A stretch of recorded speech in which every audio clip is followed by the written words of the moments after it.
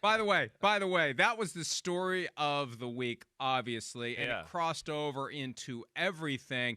I got an email from one of our viewers on Sky Sports in the UK. There's a lengthy article about that whole dynamic in the Times of London, and that is usually the ultimate barometer because for as much as the NFL plays in the UK and in Ireland starting this year, the Steelers hosting someone, it takes a lot to bust through mainstream news coverage, NFL into every the day, overall UK life cycle there. Yeah, I hear you. You're right. And it's rare, and this did it.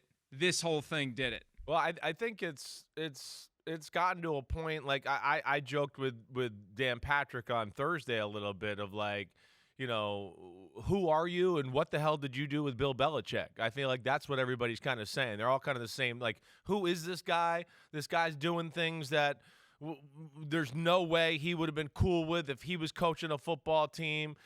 Things are going down where you go, you know, him and some of his cronies would be making fun of somebody else if they were acting this way or doing things that way. And that's where it just seems a little hypocritical. And, yeah, it does seem like it kind of came to a point there, a pinnacle this week in attention.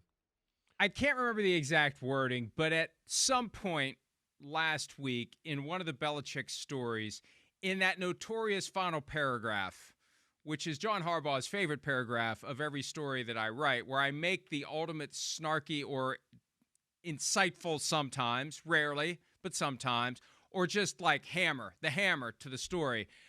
I offered a quote of what Bill Belichick would be saying while he was coaching if someone else was behaving the way he's behaving overall. Right. And whatever the quote was, number one, it had the F word in it. And number two, I heard from someone who said that is exactly what he would say. Yeah. In exactly those words. I mean, you think we're gonna lose to this guy with his girlfriend and he's parading around?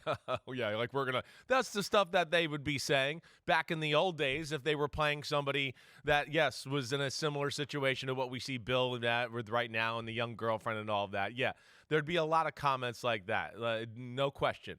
And I'm sure the comment you got from whoever you're talking about there was somewhere along those lines of that. And that's what's shocking. It's shocking, all of it right now, what we're seeing. And, yeah, we'll see where it goes. And by the way, Peter King was on the Sports Media Podcast with Richard Deitch last week. Oh, I saw that. This thing kind of bubbled up on Saturday.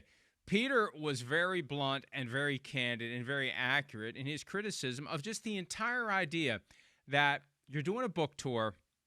This isn't a situation where the media needs you more than you need the media. When you're doing a book tour, you need the media more than the media needs you.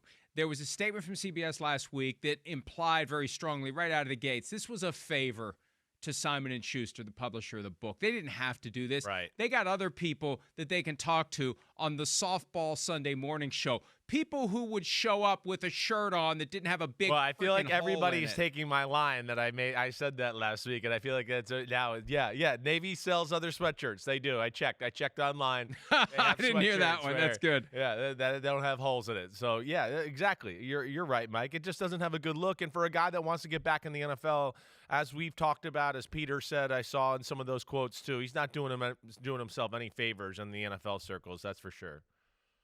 And Peter made a great point, too, and we need to move on here, but I hadn't thought about this. On the issue of not mentioning Robert Kraft anywhere in the 260-plus page book, Peter said that, and this was before I was covering the NFL, I remember how weird it was when Bill Belichick wrote on a piece of paper, I resign as HC of the NYJ, and then the next thing you know, he's coaching the Patriots. But Peter said that, like, Robert Kraft was the only person at the time who was willing to hire Bill Belichick to be a head coach, other than this whole Bill Parcells steps away and automatically Bill Belichick vaults into the job. But people were telling Kraft, don't do it, don't do it, don't do it. This is going to be a disaster. Don't hire Bill Belichick. And Kraft said, I got a good feeling about him. And when you consider that that's how it started, how does it not at least merit a mention? And how petty do you have to be that you refuse to mention his name in your book? I mean, grow the up. Pardon me. Boom. I'm sorry. We're coming out hot. Sorry, I'm learning from you. But come on, man. I mean, come on. As Peter said, there can be people you've dealt with in your life that you don't really like, but they're part of your story. And you just have to hold your nose and type KRAFT when you're doing the book. Yeah, it's a lack of respect. I think that's what's shocking. That's what we're talking about right now. It's the bigger picture here.